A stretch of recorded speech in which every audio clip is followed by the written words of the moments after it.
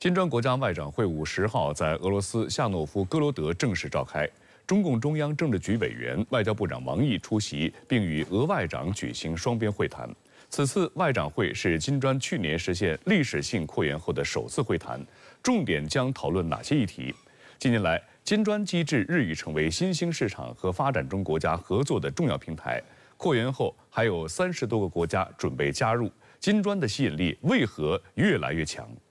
当地时间9号，中共中央政治局委员、外交部长王毅抵达俄罗斯夏诺夫哥罗德机场，东道主专程安排3位身穿传统服装的俄罗斯姑娘，手捧面包和盐上前欢迎。在斯拉夫民族的传统文化中，以面包和盐迎客是一种隆重的礼节，用以欢迎重要、尊敬和钦佩的客人。参加金砖国家外长会晤期间，王毅与俄罗斯外长拉夫罗夫举行双边会谈。王毅表示，中俄关系的发展不受外部干扰，也不针对第三国。中方愿落实两国元首共识，致力于与俄罗斯开展多领域可持续合作。王毅指出，我们将尽一切努力扩大金砖国家框架内的合作。我们认为，金砖扩员将有助于建立更加公平合理的全球治理体系。拉夫罗夫表示，俄中两国将在会上讨论上合组织、金砖国家、亚太经合组织和联合国安理会范围内的外交政策协调问题。他还补充称，与我们志同道合的国家圈子正在不断扩大。此次金砖国家外长会是去年金砖国家由5国扩员为10国后的首次外长会议，也被外界称为大金砖首次外长会。2天的会议分为2场。第一场会议重点讨论金砖国家集团内部的合作，以及如何解决更广泛的国际和地区事务。隔天的第2场会议则将集中探讨与伙伴国家的潜在合作方案，将以扩大会议的形式举行。受邀的非金砖国家的外长均可参加。当地时间10号上午，拉夫罗夫在首场会议上致欢迎词。据俄媒报道，担任轮值主席国的俄罗斯将重点考虑政治与安全、经济与金融以及人道主义关系等主要领域的多方面合作前景。Наглядное подтверждение процесса формирования многополярного миропорядка. Происходит становление новых центров принятия глобально значимых политических решений из числа государств глобального Юга и Востока, из государств мирового большинства. Эти страны выступают за более справедливый уклад на основе суверенного равенства государств и цивилизационного многообразия. Переход к новому мироустройству, в этом мы уже... 拉夫罗夫在致辞中强调了金砖国家在不断变化的世界秩序中日益重要的意义。他表示，全球南方和东方国家在全球决策中的影响力日益增强。拉夫罗夫还批评西方国家使用经济、金融制裁等武器来影响主权国家的选择。他将此与金砖国家合作模式进行了对比，强调金砖合作模式是基于平等、相互尊重、开放和共识的原则。拉夫罗夫称，金砖国家正在推动变革之风。外界普遍认为，在当前全球贸易体系依赖美元、俄罗斯被踢出 SWIFT 支付系统的大背景下，去美元化成为金砖国家关注的焦点之一。大家期望通过非美元的结算机制规避经济与政治的风险。我们也知道，普京他一定会推出非美元的支付这个机制他正在让这些金砖的主要国家，他只要有推出支付机制的，他们都要做一个大的整合包括中国的 CIPS 啦，包括巴西的，包括印度的，还有俄罗斯的等等等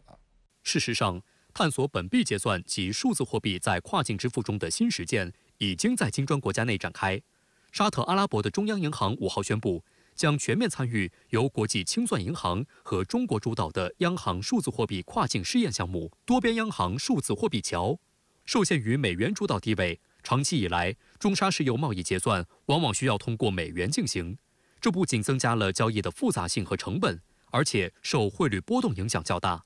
此次沙特加入货币桥项目意味着，中沙两国的石油贸易将能通过央行数字货币直接完成跨境支付，进一步简化交易流程，降本增效。有学者指出，沙特加入货币桥项目不仅是中沙两国经济合作的重要里程碑，更可能对全球经济格局产生深远影响。因为我们知道布雷顿森林体系结束之后其实石油美元是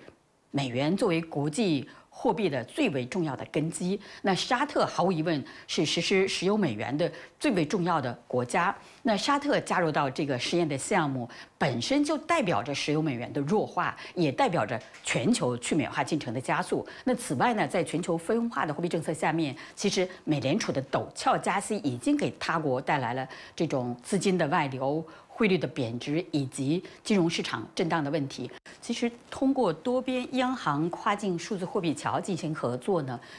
对于当下以及未来摆脱对美元的依赖，不仅仅是成为一个共识，而且成为务实的实际行动。除了区域冲突，欧洲内部也是暗流涌动。当地时间9号。被认为是史上最重要的第10届欧洲议会选举落下帷幕。初步统计结果显示，中间派仍取得最多席次。然而，极右极左阵营的席次明显增长，对法德政坛冲击较大。法国总统马克龙当即宣布解散法国国民议会，被认为是一场豪赌。外界担忧极右翼势力是否将带动欧洲政治整体右转，新一届欧洲议会又将如何影响中欧关系？5年一度的欧洲议会选举于当地时间6月6号至9号在欧盟27个成员国举行，这也是英国脱欧后首次举行的欧洲议会选举。9号，德国、法国、意大利等21个欧盟成员国举行投票。此前已有荷兰、爱尔兰、捷克、拉脱维亚、马耳他、斯洛伐克6个成员国完成了投票。所有27个欧盟成员国于9号晚陆续公布各自投票结果。在欧盟内，欧洲议会是唯一一个由成员国选民直接选举产生的机构，因此选举也被视为欧盟民意的风向标。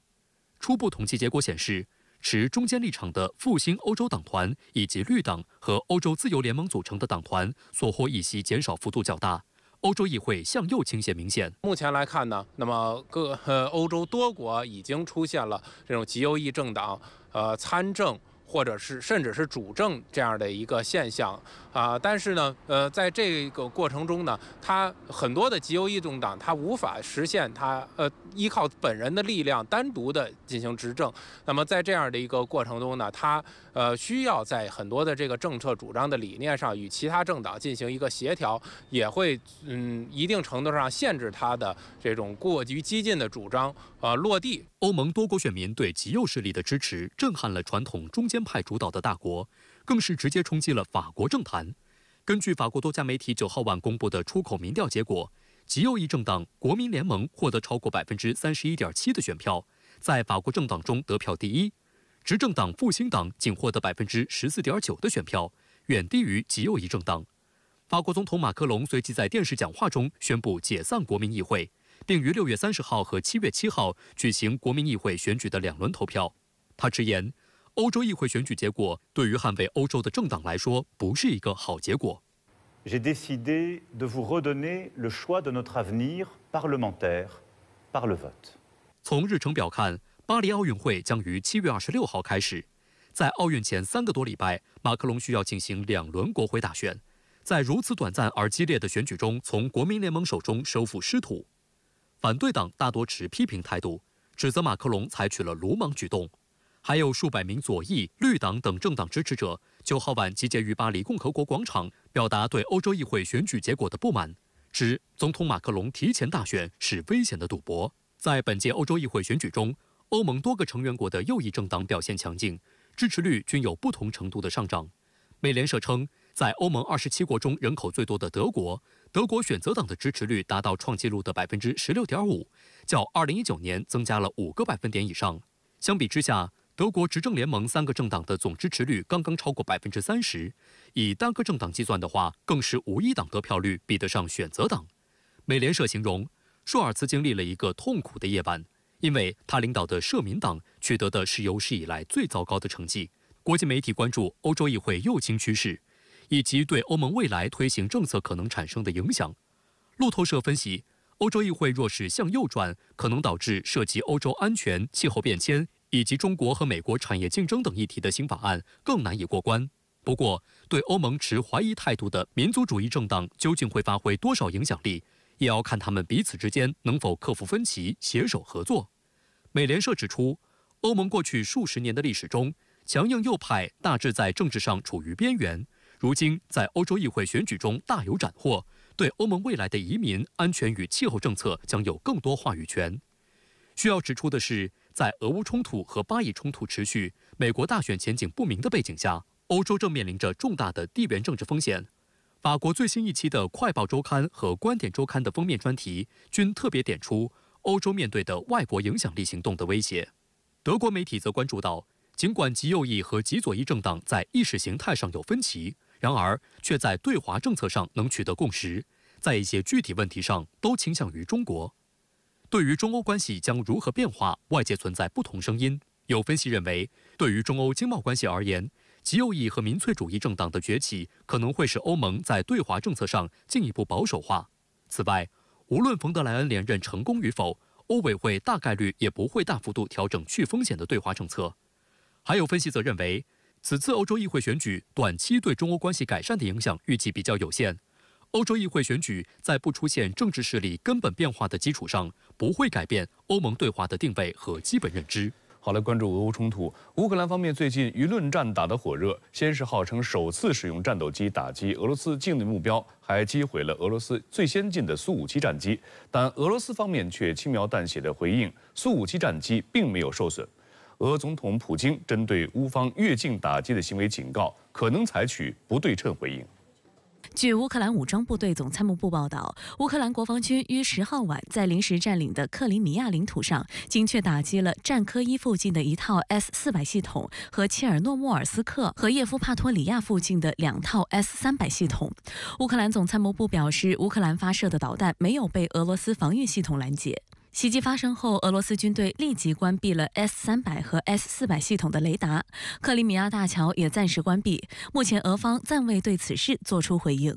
乌克兰方面9号称，乌克兰军机首次袭击俄罗斯领土上的目标，这次袭击是针对俄军在别尔哥罗德地区的一个指挥所，该地区9号曾3次发布空袭警报。英国天空新闻频道援引乌军方消息人士称，这是乌克兰空军对俄境内目标发射的第1枚弹药。目前尚不清楚乌军飞机使用了哪种类型的弹药，以及是否是西方制造的武器。报道还称，此前乌克兰一直使用无人机对俄境内目标发动袭击，此次使用战机进行直接攻击，可能被俄方视为态势升级。除了越境打击行动成功，乌克兰还声称攻击了俄罗斯最先进的苏57战机。乌克兰国防部情报总局9号在官网发布消息称，一架俄罗斯苏57战机首次在乌方的袭击中受损。乌国防部情报总局称，卫星照片显示，一架停在俄罗斯阿斯特拉罕州阿赫图宾斯克机场的苏57战机8号在乌方发动的袭击中受损。该机场距俄乌冲突前线580多公里。乌方说，这架战机7号还完好无损，但8号的卫星照片显示，爆炸造成战机受损，而且飞机附近有起火痕迹。俄罗斯方面熟悉特别军事行动的消息人士表示，这架飞机并没有受损。俄方消息人士表示，乌克兰武装部队8号晚确实试图用3架攻击型无人机袭击阿赫图宾斯克军用机场，但是所有无人机均被防空火力摧毁，其中一架无人机在空中解体，其部件掉落在停机坪上，因此造成了卫星图像上的痕迹。俄方称，机组地面和机组人员无人受伤，技术人员也未发现飞机受损情况。根据美国外交政策研究所的数据，苏57的价格估计在3500万至5400万美元之间，因此也有俄罗斯军事博主提醒军方应该建造专用机库来保护苏57。虽然俄方否认苏57受损，但该消息还是让美西方媒体欢欣鼓舞。美国有线电视新闻网报道称，如果乌克兰无人机袭击俄罗斯境内的报道属实，这标志着乌克兰的低成本无人机在摧毁俄罗斯高价值资产方面的又一次成功。这次袭击还给俄罗斯带来新的担忧，也就是如何保护远离战场的基地。苏57是俄罗斯首款自主设计并制造的第5代隐形战斗机，也是俄军现役最先进战机。为了防止被美西方窃取机密，苏57战机信息鲜少对外披露，外界至今不掌握俄罗斯空军服役苏57的确切数量。为了扭转俄罗斯的空中优势，乌克兰正急切等待着西方盟友提供的首批 F-16战机的到来。美国新闻周刊分析认为，虽然 F-16可以丰富乌克兰的防卫能力，增强可靠性，但但是苏-57先进的隐身能力构成强大的挑战。据国家利益双月刊报道，属于第5代战斗机的苏-57可与地面雷达同步行动，使其对阵第4代战斗机时具有先手优势。近期，乌克兰得到大量北约国家的军事援助。荷兰国防大臣奥隆格伦此前表示，将在今年向乌克兰提供首批 F-16战机，并允许乌克兰通过其提供的 F-16战机越境打击俄罗斯境内目标。丹麦也表示，已允许乌军使用 F-16攻击俄本土。丹麦承诺向乌克兰提供19架 F-16，首批5架计划于本月抵达。据俄媒9号报道，俄罗斯弗列斯公司承诺为俄军击落第1架西方计划向乌克兰援助的 F-16战斗机提供1500万卢布，约合122万元人民币的悬赏奖金。报道说，该公司总经理谢尔盖·什莫季耶夫说，除了 F-16战斗机的悬赏令，摧毁西方国家的原武坦克也有奖金。我们为第1辆被毁的坦克支付了500万卢布，之后的每辆坦克是50万卢布。俄军事专家伊万科洛瓦诺夫认为，俄罗斯所有现有的空战手段都能拿下 F-16。当地时间9号，乌克兰武装部队空军司令部指挥官谢尔盖·戈罗布佐夫表示，为了保护 F-16战斗机免受打击，乌方决定将合作伙伴未来交付给乌克兰的部分战机驻扎在乌克兰以外的外国空军基地。西方一直坚称自己不是俄乌冲突的一方，但却屡屡突破红线。塔斯社等多家俄媒9号关注了美方人员关于俄乌冲突的言论。美国总统国家安全事务助理沙利文在接受哥伦比亚广播公司采访时证实，乌军已经使用美国提供的武器打击俄罗斯境内目标。主持人在采访中提问称，近日美国总统拜登已经授权乌军有条件使用美国提供的武器打击俄境内目标，这是否在战场上产生了影响？对此，沙利文回答 And it simply didn't make sense not to allow the Ukrainians to fire across that border to hit Russian guns and emplacements that were firing at the Ukrainians. So the president authorized that. The Ukrainians have carried out that authorization on the battlefield. Now, Kharkiv is still under threat, but the Russians have not been able to make material progress on the ground in recent days in that area. And the United States will continue to support Ukraine in holding the line and pushing back against the aggressing Russian forces. 对于沙利文上述言论，俄罗斯报纸报称，白宫承认乌方已经使用美国提供的武器打击俄境内目标。对于西方放松对乌使用武器的限制，俄总统普京此前警告，可能采取不对称回应。Если они поставляют в зону боевых действий и призывают использовать по нашей территории это оружие, почему же мы тогда не имеем права делать то же самое, зеркально на это отвечать? Мы пока не поставляем, пока, но мы оставляем за собой право это делать тем государствам, либо даже каким-то легальным структурам,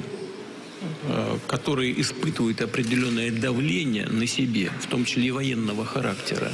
面对乌克兰近期在哈尔科夫战场的颓势，美西方正加大援助力度。除了放宽武器使用范围，还准备提供更多资金援助。但并不是所有的欧洲国家都支持这样的做法。匈牙利总理欧尔班表示，美西方试图复制冷战经验，不断为乌克兰提供支持，以期击败俄罗斯。据英国《金融时报》日前报道称，美国准备向乌克兰提供近500亿美元贷款，并以冻结俄罗斯资产的利润为担保偿还，前提是要求欧洲无限期延长对俄罗斯的制裁。欧尔班对此表示，美国这一所谓的伟大计划却需要全欧洲来负担。Viszonylag friss hírt, az amerikaiak azzal a remek indítvánnyal házalnak, hogy akkor ők adnának újra 40 milliárd dollárnyi kölcsönt Ukrajnának, és mi európaiak viszont garantáljuk, hogy az ukránok ezt vissza fogják fizetni, tehát vállaljunk rá garanciát. 6月7号到8号，外交部副部长孙卫东出席东亚合作系列高官会，支持以东盟方式推进区域安全合作，支持以和平手段解决分歧和争端。孙卫东在会后接受媒体采访时，点名批评美国将亚太拉入军备竞赛漩涡，对外释放了何种讯息？6月7号至8号，东盟与中日韩高官会、东亚峰会高官会和东盟地区论坛高官会在老挝万象举行，外交部副部长孙卫东率团出席。孙卫东在会后接受媒体采访时表示，地区国家就当前形势下把握东亚机制发展正确方向，推进各领域务实合作等深入交流，达成广泛共识，为今年东亚合作领导人系列会议和外长会做准备。孙卫东强调，中方愿同地区国家分享机遇，共同发展，各方应支持东盟团结和中心地位，支持以东盟方式推进区域安全合作，支持以和平手段解决分歧和争端，要立稳良性互动正确认知，视彼此为伙伴而非对手。会议就巴以冲突、乌克兰危机、朝鲜半岛、缅甸、气候变化、网络安全、人工智能等国际地区热点问题和新兴领域合作交换了意见。中方阐述了在有关问题上的原则立场，对美西方涉华谬论予以严正驳斥。关于南海问题，中方指出，目前南海的最大安全挑战来自域外，以美国为首的域外势力从地缘政治目的出发，操弄集团政治和阵营对抗，推进在南海军事部署和行动，挑唆激化涉海分歧和矛盾，损害沿岸国正当权益。中国对南海诸岛拥有无可争辩的主权，致力于按照双轨思路，同南海当事国通过对话协商妥善管控争议，同东盟国家全面有效落实南海各方行为宣言，积极推动南海行为准则磋商不断取得新进展，共同维护南海和平稳定大局。针对美国在本地区部署中程导弹系统，中方指出，美方做法将本地区拉入军备竞赛漩涡，将整个亚太地区置于地缘冲突的阴影之下，严重开历史倒车，严重危害地区国家安全，严重破坏地区和平稳定。中方坚决反对冷战思维和阵营对抗，坚决反对任何域外势力在本地区挑起军备竞赛，坚决反对将地区国家当作霸权工具和地缘战略棋子。东盟等与会国家普遍强调，要和平不要战乱，要对话不要对抗，要团结不要分裂，呼吁加强互利合作，促进共同发展，携手维护东亚地区长期和平稳定这一来之不易的良好局面。包括中国，包括其他东南亚国家，我们这些地区国家的和平与稳定，我想呢，这种呢就代表了一种地区合作的一种潮流。那与此相对立的呢，就是美国。那么呢，它通过建立四边安全机制，建立印太经济框架，各种各样的小多边的机制，推进它这种以它为中心的维护它的地区霸权的这种地区的封闭排他的地区秩序。美国在地区合作的立场上呢，其实是越来越倒退的。地区秩序要往哪个方面走，包括今后的一段时间，我想这个都是东亚区域合作的一个主题。值得注意的是，就在东亚合作系列高官会举办的前一天，由美国主导的印太经济框架在新加坡举行了首届清洁经济投资者论坛。美国商务部长雷蒙多出席了此次会议，他在会上反复强调，美国要向伙伴国证明将持续积极参与印太地区事务，而不只是口头上说说。据组织方放出的消息称，美国拟投资230亿美元推动地区可持续基础设施项目建设，但参加会议的斐济副总理透露，印度和越南尚未签署该协议。美国商务部一名高级官员表示，部分国家表示会尽快签字，但目前还没有动静。中国国际问题研究院亚太研究所助理研究员刘畅对深圳卫视表示，部分东盟国家选择不跟进，与美国公信力缺失有很大关系。美国在推进印太经济框架、公正能源转型倡议以及其他的项目中，屡次在资金承诺上爽约，而且还设置了诸多障碍。我想从雷蒙多这个讲话本身，我们就能感觉到，美国实施印太经济框架实际上就是口头上说说而已。如果他真的做出了什么实际的举动，那他其实不需要在这种场合，在这种级别去强调他们不是说说而已。实际上，印太经济框架4个支柱，这次的清洁经济支柱，相对来说各方分歧比较少的地方。那么呢，即使这些分歧比较少的地方，我们可以看到，像越南啊，像印度，它都没有去参加，其他国家呢也有一些不一样的反馈。所以呢，这个实际上这恰好证明了美国在实施印太战略的过程之中呢，完全是不切实际的这种操作。去年11月，印太经济框架首脑会议在美国旧金山举行。对于印太经济框架，美国政府迫切希望能够取得实际成果，因为这不仅标志着美国在经济上顺利重返亚太，也标志着美国给亚太地区各国提供了替代与中国经贸往来的方案。按照美国的设想 ，IPEF 包括4大支柱：供应链、清洁能源、脱碳和基础设施、税收和反腐以及贸易。不过，其中最为关键的贸易，各国始终无法谈拢。但即便如此，拜登政府为了其恶华战略能够尽快实施，还是决定于2024年组织各成员国重新调整贸易谈判。不过，一名了解谈判情况的人士曾透露，目前各成员国仍未能就改善劳工、环境标准或合规性达成一致。包括越南和印尼在内的一些国家，甚至直接拒绝了美国提出的劳工权利标准要求。此前，在国内企业的压力下，印度已经宣布退出印太经济框架贸易谈判。这也意味着该组织框架下的第一支柱协议基本已经宣告破产。而且，从此次清洁经济协议的签署情况来看，该组织剩余的3个支柱协议是否真的在其内部达成了一致，也值得怀疑。近日，特朗普和拜登在各个选票池中使出浑身解数拉票。为了赢得年轻选民，特朗普在与美国脱口秀演员科克合拍视频时承诺永远不会封禁 TikTok。President, we're on TikTok. What is your message to younger voters right now? Well, the big message is vote for Trump. We're going to make our country greater than ever before. And you'll never ban TikTok, that's for sure. I will never ban TikTok. Thank you. 而受儿子亨特·拜登近期案件影响，拜登本就不乐观的选情进一步受阻。对于拜登是否会退出2024总统大选的猜测也越演越烈。10号，福布斯杂志总编辑史蒂夫·福布斯在节目中透露，民主党人越来越担忧拜登无法应对接下来的重重挑战。The fact that several Democrats, almost always off the record, are whispering concerns to the media reveals growing worries about this president's fitness to stay the course for this campaign.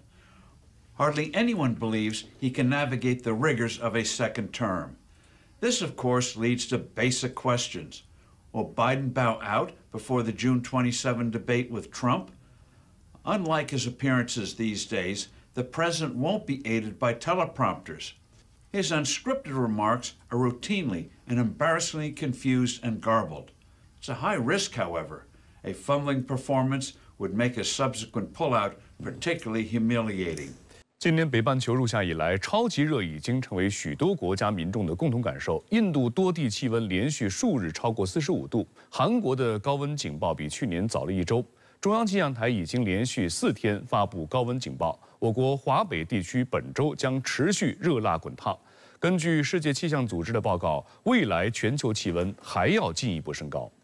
据印度气象部门发布的数据，刚刚过去的5月，印度平均最高气温达到37.3摄氏度，是36年来气温最高的5月。印度多地气象站记录的5月气温都创下了历史新高。自今年2月中旬以来，印度北部持续遭遇热浪侵袭，3月至5月，该国发生超过2.5万起中暑病例，造成至少56人死亡。随着1年1度的季风降雨，本月开始向北移动，预计印度高温天气将有所缓解。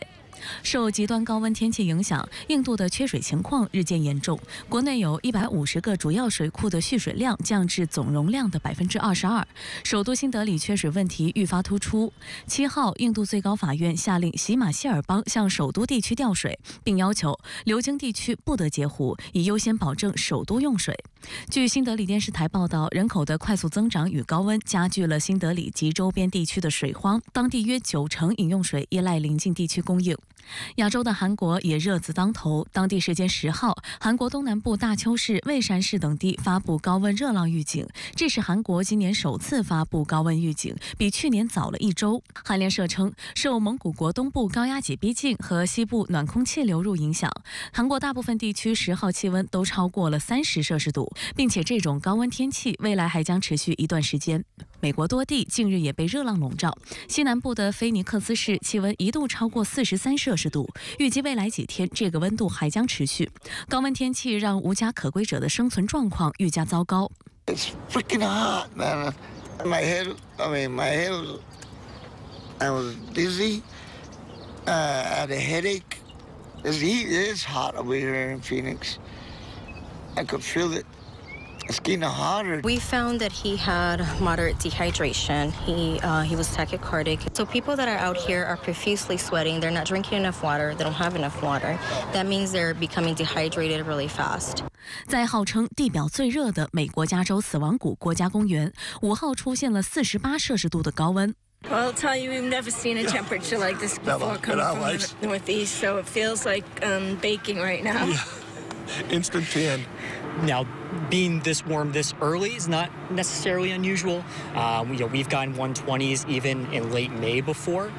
So it's really going to be the whole summer. 在南美的哥斯达黎加，高温干旱天气让当地的咖啡出现了减产。哥斯达黎加是全球主要的咖啡生产国和出口国之一，超过80%的咖啡产量用于出口。境内大部分种植的咖啡树类型为阿拉比卡咖啡树，这种咖啡树不耐热，喜欢阴凉的环境，但如今当地种植条件正在被改变。Porque con la temperatura elevándose, el café se maduró desde las partes bajas hasta las altas en el mismo periodo de tiempo. Eso nos ocasionó que la mano de obra que teníamos no fuera suficiente para recogerla. Y lo segundo es que nos llueve. Y a la hora de llover se nos cae el café. Entonces es un efecto inmediato lo que estamos sufriendo con cambio climático. Nos estamos volviendo mucho más tropicales. También nos estamos volviendo mucho más sensibles a ciertas enfermedades y ciertos hongos. 在我国北方大部分地区，高温是本周天气的关键词。6月11号，中央气象台继续发布高温预警，山东、河南、山西、陕西的部分地区日最高气温可能打破历史同期纪录。6月9号上午7点至10号上午7点，河南省淮河以北大部出现37摄氏度以上高温天气，其中安阳、濮阳等多地局部40度以上。根据世界气象组织的报告，未来全球气温还要进一步升高。世界气象组织5号发布的报告显示，2024年至2028年，每年的全球平均净地表气温预计将比工业化前水平高出1.1至1.9摄氏度。这期间至少有1年超过2023年成为最热年份的可能性为86%。